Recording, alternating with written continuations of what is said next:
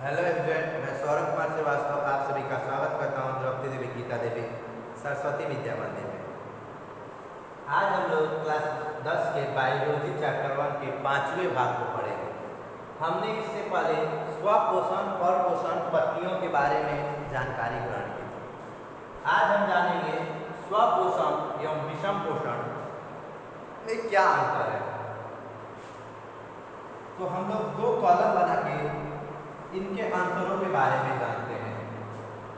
पहले कॉलम हो स्वपोषण और दूसरा कॉलम है विषम पोषण। स्वपोषण किसे कहते हैं? तो पहले तो दोनों का डिफिनेशन लिख लीजिए। स्वपोषण क्या है? तो यह स्वपोषण जो है यह हर एक पौधा कुछ जीवाणु एवं प्रोटोस्ट जंतुओं में पाया जाता है। यह पादप अर्थात पेड़ पौधे या पादप और कुछ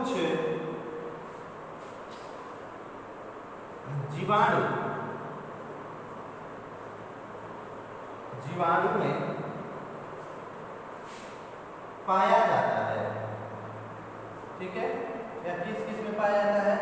तो यह पादप और कुछ जीवाणु में पाया जाता है। यह किस में पाया जाता है? तो यह पादप और कुछ जीवाणु में पाया जाता है। अगर हम बात करें विषम पोषण तो यह कवक और जंतुओं में पाया जाता है। कवक और जंतुओं में पाया जाता है। यह किसमें? तो यह पादप और जीवाणु में पाया जाता है। यह कवक और जंतुओं में पाया जाता है। दूसरा, यह भोजन स्वयं निर्मित करता है। यह भोजन स्वनिर्मित करता है।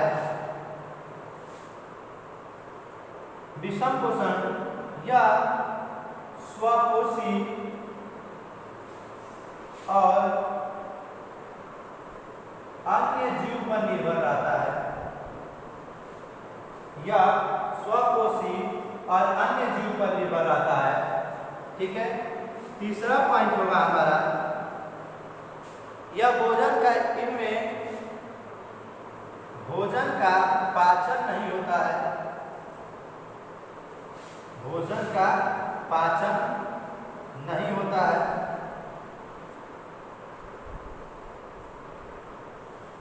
और इनमें भोजन में उपस्थित जटिल कार्बनिक पदार्थ सरल एवं घोलित कार्बनिक पदार्थ हेतु भोजन का पाचन होता है। भोजन का पाचन होता है। हम ही मनुष्य हैं, हम ही लोगों में क्या होता है? भोजन का पाचन होता है। तो यह हो गया आपके 3 अंतर। तो फिर से देख लेते हैं। स्वपोषण या पादप और कुछ जीवाणुओं में होता है। विषम पोषण या कवक और जंतुओं में होता है। स्वपोषण या भोजन स्वनिर्मित करते हैं। विषम पोषण या स्वपोषी और अन्य जीवों पर निर्भर करते हैं। इनमें भोजन का पाचन नहीं होता है। इनमें भोजन के जो जटिल कार्बनिक पदार्थ हैं उन्हें सरल कार्बनिक खुलित रूप में तोड़ने के लिए भोजन का पाचन होता है। तो यह हुआ हमारा भोजन के पाचन के लिए स्वपोषण और विषम पोषण में अंतर। अब हमारा टॉपिक आएगा नेक्स्ट।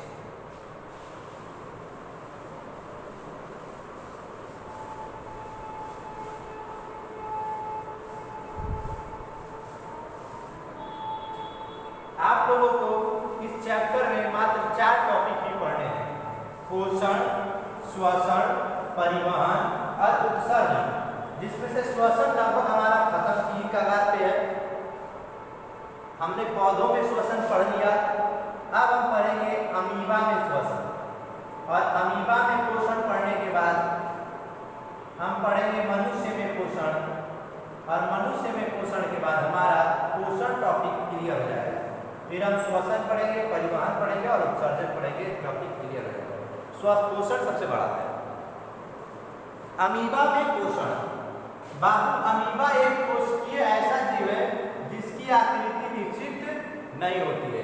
अमीबा एक कोशिकीय ऐसा जीव है जिसकी आकृति निश्चित नहीं होती है। आप कहीं से उठाकर अरे गोला बना लीजिए या अमीबा कहलाएगा, ठीक है। इसकी आकृति निश्चित नहीं होती है। तो जब बाबू आकार निश्चित नहीं है तो उसका मुंह, क्योंकि मुख का भी पता नहीं होगा, अब जब मुख होगा तभी तो वह भोजन को ग्रहण करेगा।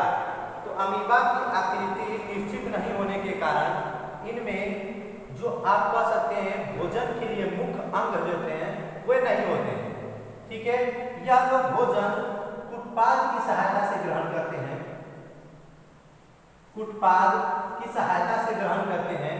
और कुटपाद का निर्माण कहीं भी हो सकता है, अर्थात अगर भोजन यहाँ है तो अमीबा क्या करता है, धीरे धीरे भोजन के पास जाता है, ठीक है, भोजन के पास जाता है और पास जाने के बाद उसके एक भाग से कुटपाद नामक इस तरह से भाग निकलता है और निकलकर उस पूरे भोजन को अपने अंदर समाहित कर लेता है। और समाहित करने के बाद उसका पाचन होता है और पाचन के बाद ये भी उत्सर्ग बाहर निकलने के लिए एक कोई अंग बन जाता है और ये लोग अपने भोजन का मतलब पोषण करते हैं इस तरह से। यानी कि ये लोग के लिए भोजन ग्रहण करने के लिए कोई विशेष अंग नहीं होता है, या भोजन कहीं से भी ग्रहण कर सकते हैं। जहाँ भोजन समीप रहता है वहाँ पर उत्पाद का निर्माण हो जाता है। अब हम बोलेंगे तो अपना डिफिनेशन कैसे, तो अमीबा एक कोशिकीय एवं सर्वाहारी जीव है, यानी कि ये हर प्रकार के जीवों का भक्षण करता है। इनमें प्राणी संभोजी प्रकार का अंतःकोशिकीय पोषण पाया जाता है, यानी कि इनका पोषण जो होता है प्राणी संभोजी पोषण के समान होता है, जो कि अंगुलीनुमा कुटपाद द्वारा ये भोजन को ग्रहण करते हैं। जो अंगुलीनुमा प्रवर्धो कुटपाद के द्वारा भोजन को ग्रहण करते हैं, या जल के साथ आए भोजन के कणों को कोशिका के सतह द्वारा अंतर्ग्रहित कर देते हैं, यानी कि बाहर निकाल देते हैं। यह प्रक्रिया होती है अमीबा में, ऐसे ही कहते हैं अमीबा में पोषण। ये टॉपिक आपको समझ में आ गई होगी। अब हम पढ़ेंगे मनुष्य में पाचन यानी कि पोषण।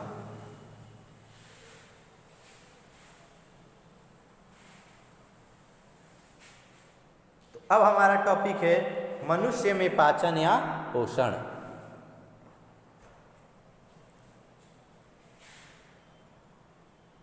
इसके बारे में विस्तृत चर्चा हम लोग करेंगे, लेकिन सिर्फ आज हम लोग इसके डिफिनेशन को जानते हैं। मनुष्य का पाचन भोजन के रूप में ग्रहण किए गए जटिल पदार्थों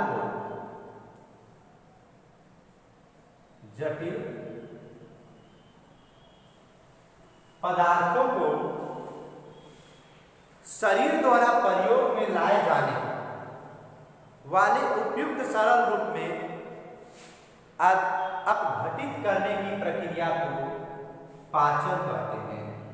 अर्थात हम जो भोजन ग्रहण करते हैं उसे भोजन को एक मतलब क्या बोलते हैं अपघटित करके तोड़कर सरल रूप में लाने की प्रक्रिया ही पाचन कहलाती है।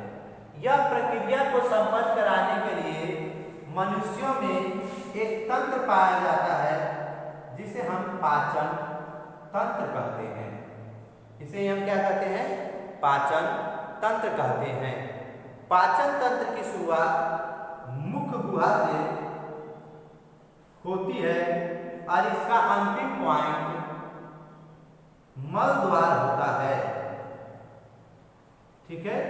ये इतने के बीच में होता है जिस प्रोसेस को हम आहार नाल कहते हैं, ठीक है। आहार नाल इसी को प्रोसेस, इसके बीच के सारे भाग को हम आहार नाल कहते हैं। इनकी लंबाई 8 से 10 मीटर होती है। इनकी लंबाई 8 से 10 मीटर होती है। क्लियर बात समझ गए?